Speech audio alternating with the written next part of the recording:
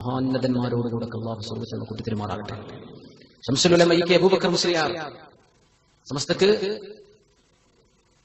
പതിറ്റാണ്ടുകളോളം നേതൃത്വം നൽകിയ വലിയ മഹാനല്ലേ. മരിക്കുന്നത് എവിടെ വെച്ചാണ്? വഫാത്താകുന്നത് ഫാത്തിമ ഹോസ്പിറ്റലിലാണ്. സുബഹിക്ക് വാങ്കൊടുക്കാൻ ആ വാങ്ങിന് ഇജാബത്തൊക്കെ പറഞ്ഞു. സ്വലാത്തു ഖൈറുൻ മിനൻ നൗം, സ്വലാത്തു ഖൈറുൻ മിനൻ നൗം. സദഖത വബരിഅത്. അല്ലാഹു അക്ബർ, അല്ലാഹു അക്ബർ, ലാ ഇലാഹ ഇല്ലല്ലാഹ്.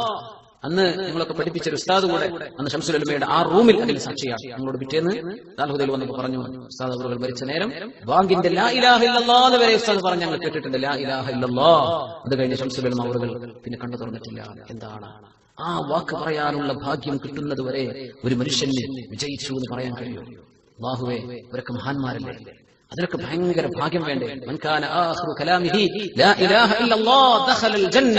ഹബീബിന്റെ വളരെ പ്രസിദ്ധമായ ഹദീസല്ലേ, അല്ലാഹുവിന്റെ പേരിൽ കലിമ ലാ ഇലാഹ ഇല്ലല്ലാഹ് ചൊല്ലാനുള്ള ഭാഗ്യം.